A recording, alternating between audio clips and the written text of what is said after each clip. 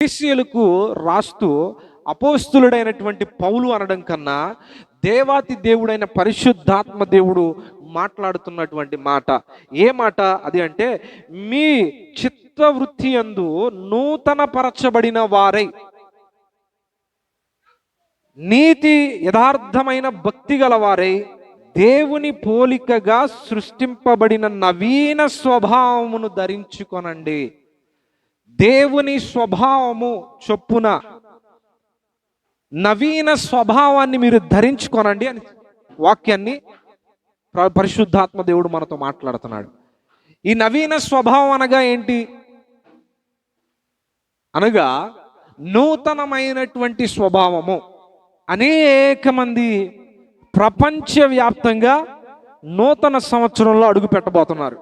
కొద్ది గడియలలో new year వాళ్ళకి ఎలా ఉండాలంట, నూతనంగా ఉంటుంది. మాకు మరొక నూతనమైన సంవత్సరం మా జీవితంలో వచ్చేసింది, అందుకని మేము దీన్ని సెలబ్రేట్ చేసుకోవాలని 31st నైట్ అనేక మంది చేసేది ఏంటంటే కేక్ కటింగ్స్ చేస్తారు.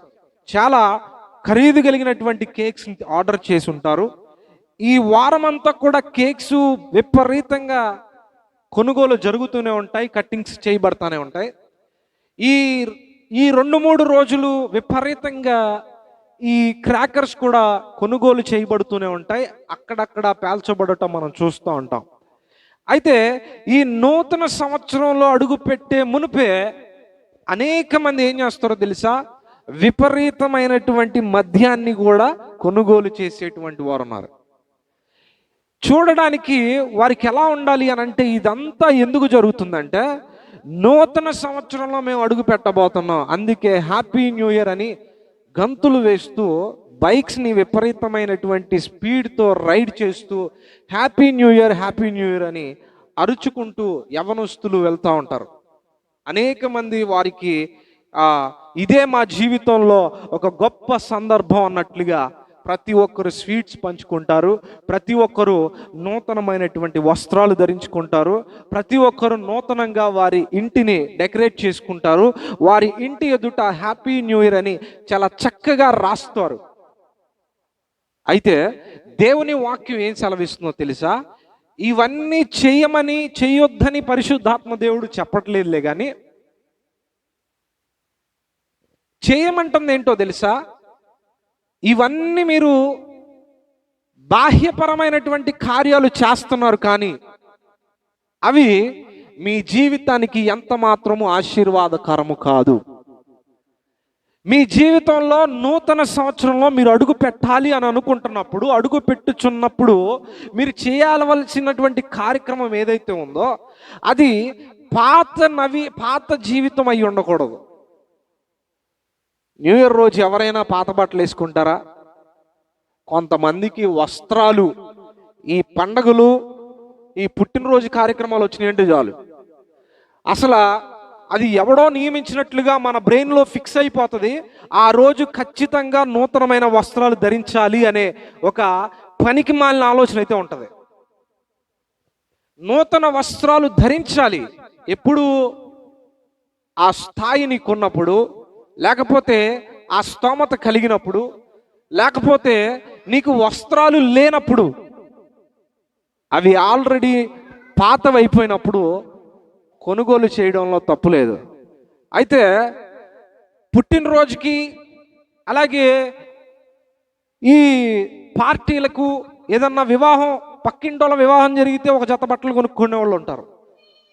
ఎదిరింటోళ్ళ పేరంటానికి ఖచ్చితంగా కొత్త బట్టలు కనపడాలి, ఒకసారి వేసింది మరోసారి వేయకూడదు. వాళ్ళ దృష్టిలో ఏంటయ్యానంటే, ఆ రోజు గనక ఈ నూతన వస్త్రాలు లేకపోతే వారి జీవితంలో ఏదో కోల్పోయినట్లుగా ఉంటారు.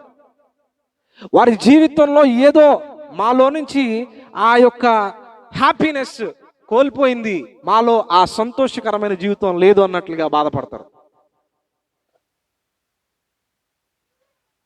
ఒకవేళ నీకు ఆ స్తోమత ఉంటే, నీ ఇంటిలో ఆ బీరువా నిండా కూడా వస్త్రాలు ఉంటే, వాటితోనే తృప్తిపరచుకో, కానీ మరొక నూతనమైన వస్త్రాలు ధరించాలి, ఈరోజు స్పెషల్ కాబట్టి నా డ్రెస్ కూడా స్పెషల్గా ఉండాలని కోరుకుంటే ఖచ్చితంగా గుర్తుపెట్టుకోనండి, మీరు నూతన స్వభావంలోకి రాలేదు.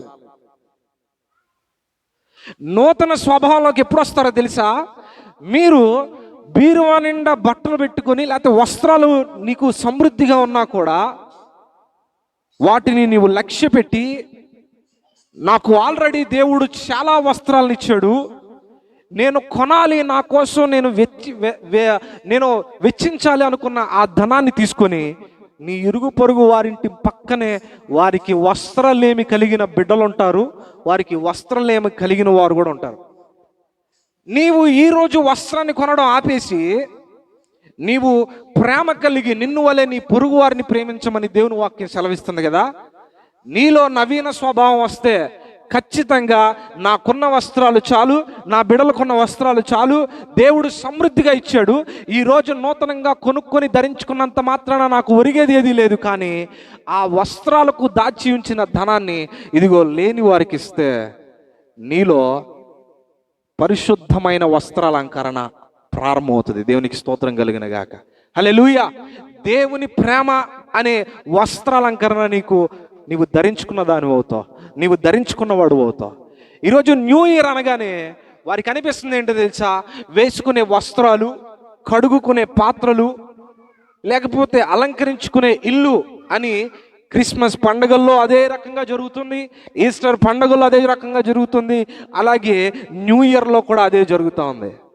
అదేంటో మరి, అప్పుడు దాకా క్రిస్మస్ వచ్చిందంటే చాలు ఎప్పుడెప్పుడో ఉన్న బిందులు తెపాడాలు మొత్తం బయటికి తీస్తారు, మూలన పడిపోయి బూజు పట్టిపోయి అప్పుడు దాకా సంవత్సరం పొడుగుతాయి అక్కడ మట్టి కొట్టుకుపోయినటువంటి పాత్రలన్నింటినీ తీసి తోమడం మొదలు పెడతారు. ఏంటమ్మా ఇవన్నీ ఒకసారి వేసుకున్నావు పని, ఒక్కసారి ఇవన్నీ పని చేసుకుంటే మూలన పడిపోతావు, మళ్ళీ మందిరానికి రాలేవు అవన్నీ చెప్పామనుకోండి, లాస్ట్కి ఏమంటారంటే మొత్తం పాత్రలన్నిటినీ తళతళలాడిచేట్టు చేసి మళ్ళీ మూటల్లో కట్టి పైన పెట్టేస్తారు. ఈ లోపు ఆరాధన సమయం అవుతుంది, వచ్చేసరికి పాస్టర్ గారు ప్రార్థన చేయండి, మేము బాగా ఒళ్ళు నొప్పులు అన్నాయి, ప్రార్థన చేసుకొని మేము వెళ్ళి పడుకుంటాం, రెస్ట్ తీసుకుంటాం. ఎంత దరిద్రమైన పరిస్థితి ఇది. దేవుని యొక్క ఆరాధన సమయానికి నీవు ఆ పనులు ఈ పనులు పెట్టుకొని ఒళ్ళు అలిసిపోయిందని, లేకపోతే శరీరము బలహీనంగా ఉందని దైవజనుడు చేత ప్రార్థన చేయించుకుని బయలుదేరి వెళ్ళిపోతుంటే, వెళ్ళి మంచానికి అంటుకుంటుంటే నీవు నిశ్చయంగా ప్రాచీన స్వభావంలోనే కూరుకుపోయావు. రోమాపత్రిక 8వ అధ్యాయం 6వ వచనంలో చూస్తే, ఏలయనగా శరీరానుసారమైన మనస్సు దేవునికి విరోధమై ఉన్నది, అది దేవుని ధర్మశాస్త్రమునకు లోబడదు, ఏ మాత్రమును లోబడదు కాగా శరీర స్వభావము గలవారు దేవుని సంతోష పరచనేరరు. దేవునినంట శరీర స్వభావం కలిగిన వారు వారి జీవితంలో ఎన్నటెన్నటికి దేవుణ్ణి సంతోష పెట్టే మనస్సు వారికి ఉండనే ఉండదంట. దేవుని సంతోష పెట్టే మనసు దైవజనులైనటువంటి అపోస్తలులు కలిగి ఉన్నారు. దేవుణ్ణి సంతోష పెట్టేటువంటి మనసు దావీదు కలిగి ఉన్నాడు. దేవుని సంతోష పెట్టేటువంటి మనస్సు కలిగిన వారు, ధరించుకున్నటువంటి వారు, ఆత్మలో నిమగ్నమైనటువంటి వారు ఎవరో తెలుసా? అలనాడు భక్తుల జీవిత చరిత్రలు చూస్తే మనకి ఆశ్చర్యం కలుగుతూ ఉంటుంది.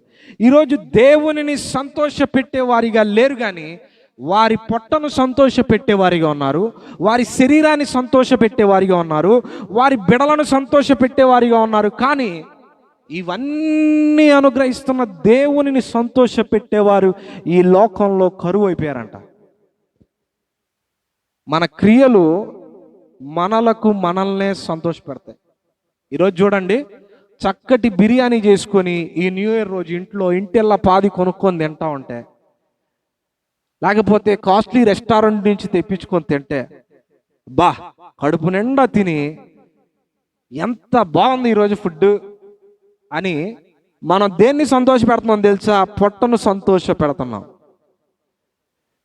అదే ఈ న్యూ ఇయర్ రోజున ఆదివార సమయంలో దేవునికి ఇవ్వవలసిన సమయంలో ఆ వాక్యాన్ని చెవులు గుండా వెళ్తూ ఉండగా, ఆ వాక్యం నీ హృదయం గుండా వెళ్తూ ఉండగా, పరిశుద్ధాత్మ దేవుడు నీ మీద ఆయన ప్రభావాన్ని చూపిస్తూ ఉండగా, ఆయన అభిషేకాన్ని అనుగ్రహిస్తూ ఉండగా, అప్పుడు నువ్వు ఎవరిని సంతోష పెడతావో తెలుసా?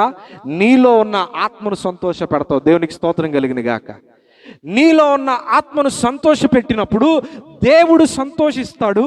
నీలో ఉన్న ఆత్మను సంతోష పెట్టినప్పుడు నీ శరీరం కూడా సంతోషిస్తుంది ఆటోమేటిక్గా. దేవునికి స్తోత్రం కలిగిన గాక. హల్లెలూయా.